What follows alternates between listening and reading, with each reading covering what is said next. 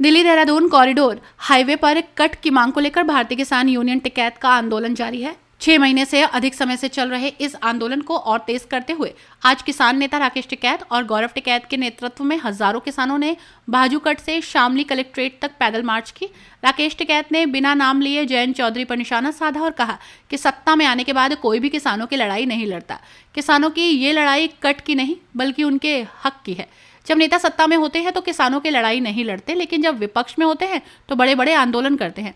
ये लड़ाई तब तक जारी रहेगी जब तक किसानों को न्याय नहीं मिल जाता। अब ये कि बात तो सबको पता ही है। अब तो कोई अधिकारी होगा यहाँ पे, एक कमेटी चली जाएगी, यहाँ अपना वार्ता चलती रहेगी उनसे और यहाँ पे अपना बोलते रहेंगे, दोनों काम साथ चल जाएंगे तो आधे घंटे में इसका फिर समापन भी करना है, क्योंकि आज शामली स्थापना दिवस भी है और फिर शाम की शादियां भी है और फिर क्रांतिकारी फौज भी कहीं है। जौन सी लड़ी के नाम दे दियो मुझे एक बार, इन्हें सारों के नाम दियो और इन्हें लेकर जाके मेरे साथ भेज दियो। बजाय 11 दिन के लिए बाहर जाना और तो उसमें साथ रहेंगे, कम से कम वहाँ सेवा करेंगे। फू फू कर रहे हैं यहाँ, नहीं तो लड़ेंगे यहाँ से।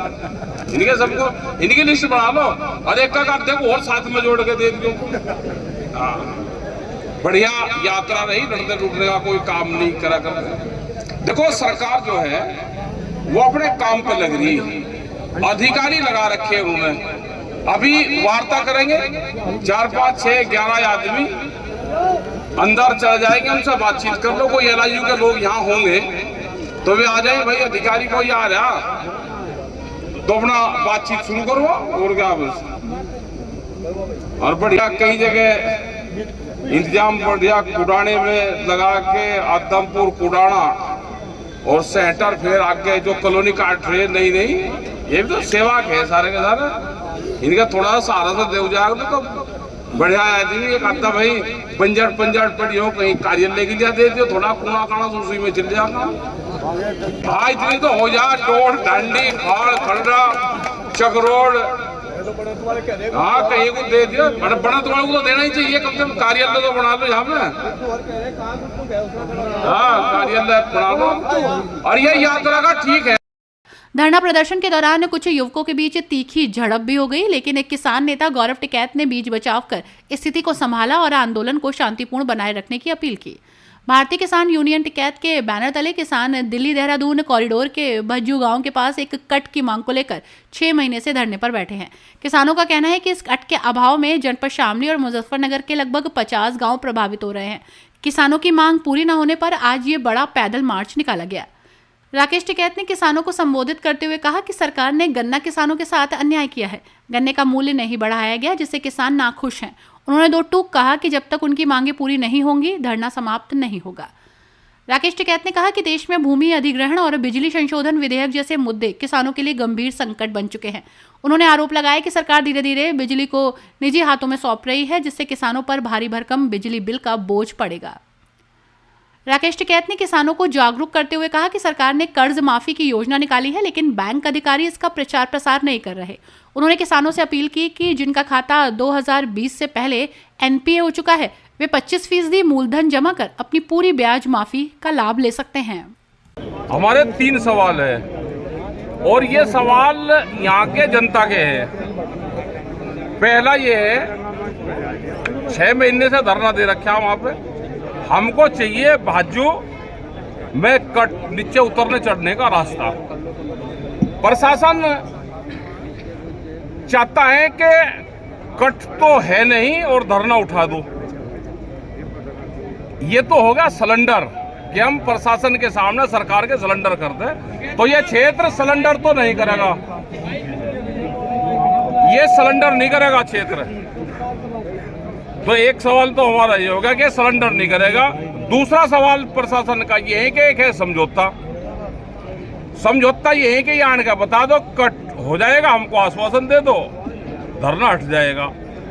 और तीसरा है भाई संघर्ष में लड़ाई में जो भी हार जीत जो उसको हो जाए, अपनी ताकत लगा लो, हम अपनी लगा लेंगे। दूसरा संघर्ष है, तीसरा संघर्ष है भाई संघर्ष के ताकत के दम पर हमको ये हटा लो, वैसे हम हटेंगे नहीं, ये हमारा पंचायत का फैसला है।